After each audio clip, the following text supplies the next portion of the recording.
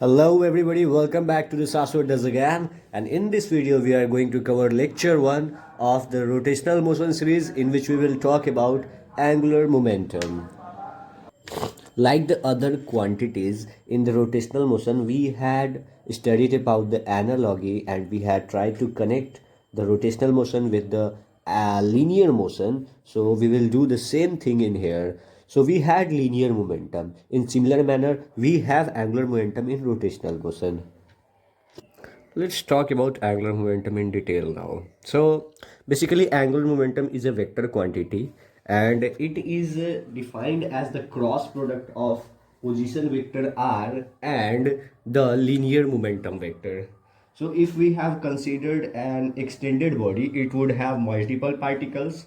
So we have defined this momentum for ith particle pi, this is linear momentum, and this is the position vector of the ith particle ri. When we will get the cross product of these two, we will get the linear angular momentum for the ith particle, and if we will sum up the angular momentum of each of the particle, we will get the total angular momentum of the extended body, and it is defined by summation of I, which goes from 1 to n, and it is given by r cross p. Okay, so now we will talk about the magnitude of the angular momentum, and for this purpose we have used a very similar way which will help you to connect with this, because in the previous video in which I had talked about torque in detail, but the video was not that good because some part of the video was missing because of the technical glitch. But you will understand these things in this video with the help of the previous video, because same technique was used to find the magnitude of the torque in that video, and we will use the same technique in here to find the magnitude of angular momentum. So we have a particle at p, so we will take the position vector from the origin, which is o, and it will be r. Okay, and momentum is exerted on this particle in this direction. It is given by this arrow, this vector, which is p, and the line of action of momentum is provided here in this diagram. You can see that this is the line of action of momentum. In similar manner, I had told you about line of action of force. This is line of action of momentum.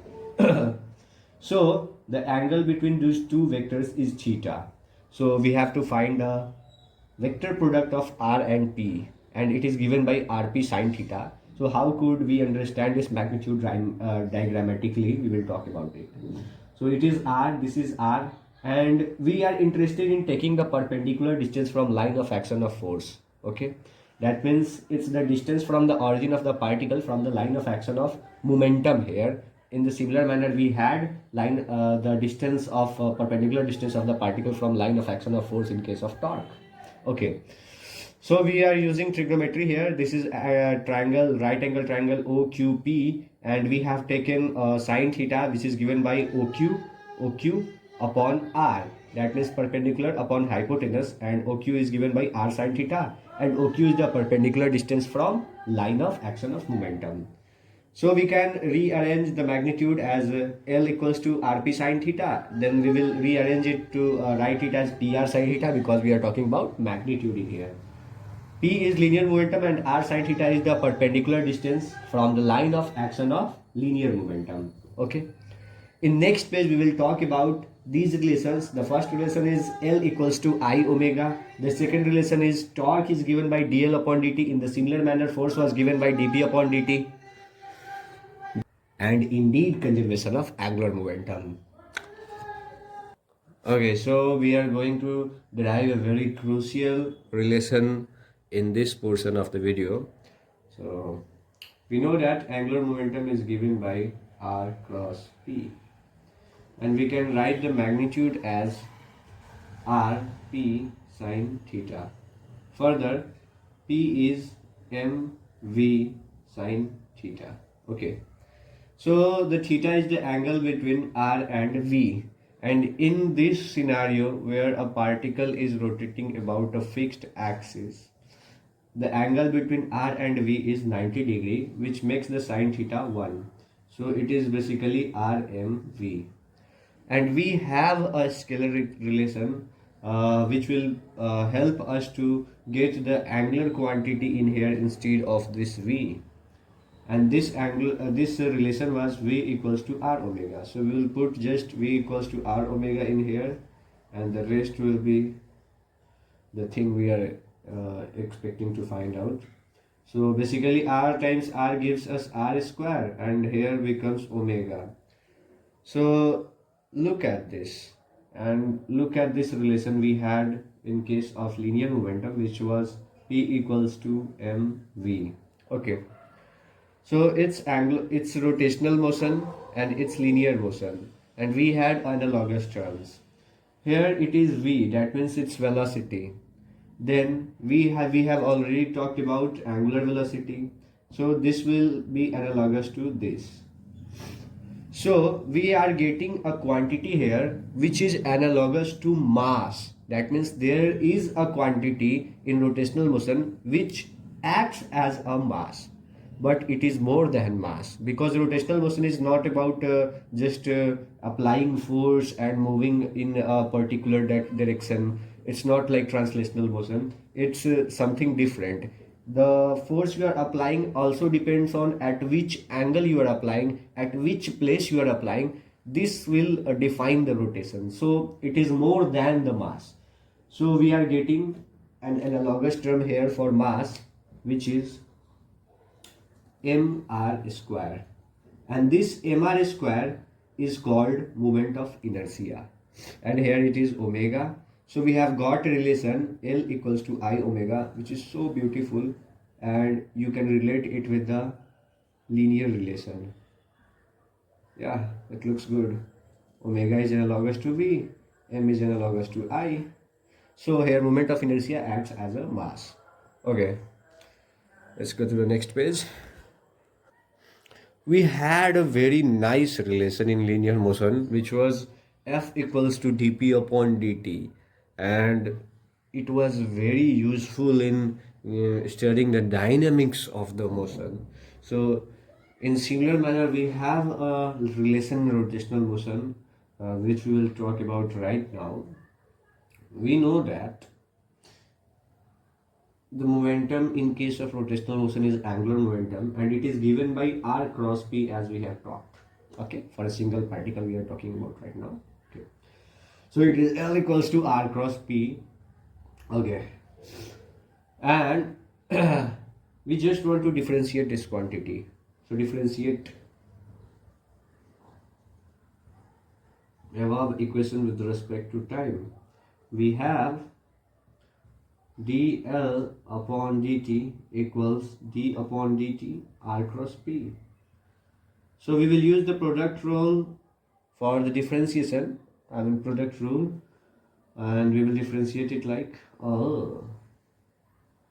But you have to keep one thing in your mind, that it is not commutative. That means the cross product is not commutative. So you cannot just alter the positions of R and P. You have to remain intact with the positions of R and P throughout the process. Okay. So if you are differentiating R first, then you have to keep P here, and if you are differentiating P now, then you have to keep R at the same position it was. So dr upon dt is V, and here V cross P, and here R cross dp upon dt is F. So we have already talked about P is mv, linear momentum is the product of mass and velocity, and linear momentum is in the direction of velocity. So if you will take the cross product of V and V, the sine theta will be 0. Okay, because the angle between V and P will be 0. So this quantity will be cancelled out, and we will get dl upon dt equals to r cross f. And this is a very famous relation.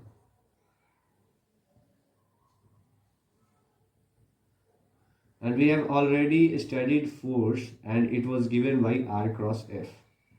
So keep this thing in your mind. Hindi में बोलूँ तो इसे अपने मन मंदिर में बसा ले, because this one is very crucial. अब आगे बढ़ते हैं हम लोग law of conservation of angular momentum पे। Okay, so let's talk about conservation of angular momentum. When torque, then the external torque on a body is zero,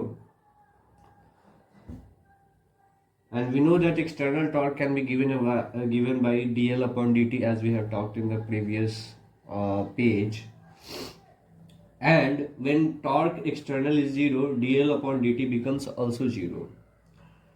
And we know that the derivative of a quantity is zero when it is constant. So it implies that L is constant, that means angular momentum is constant. We have also talked about L is given by I omega. So we can write from here, if L is constant, then we can write L1 will be equal to L2. That means I1 omega 1 will be equal to I2 omega 2. And this one is very crucial relation if you are going to do some questions on conservation of angular momentum. And indeed we do have some questions in NCERT. If you want a video on the questions especially, write it in the comment box and just tell me. I will upload a detailed video on the questions, and I will just do so many questions on these topics. So it is very crucial if you are preparing for competitive exams and the entrance exams for medical colleges and engineering colleges. This relation is very crucial because it gives you the conservation of angular momentum, and it is crucial for the planetary motion, study of planetary motion as well, that you will learn in the next chapter. So this one is very crucial, and this is called the conservation of angular momentum. Here angular momentum is conserved, that means not changing. Fine. So if you like this video, then like this video and subscribe the channel and help us to grow, because we are not growing from a very long time. I guess I have not got even a single raise in the number of subscribers from past 2 weeks. So you know what I'm talking about. It demotivates us. Okay, so fine, I will keep uploading more videos, and in the next video we will talk about gravitation, I guess. No, one more video is remaining, which is about moment of inertia. I guess one or two more video will be uploaded to this playlist, and this playlist will be over. So we have got a full course on rotational motion in the playlist, so check out the playlist if you have not watched the previous videos, and strengthen your concept of physics. Thank you so much.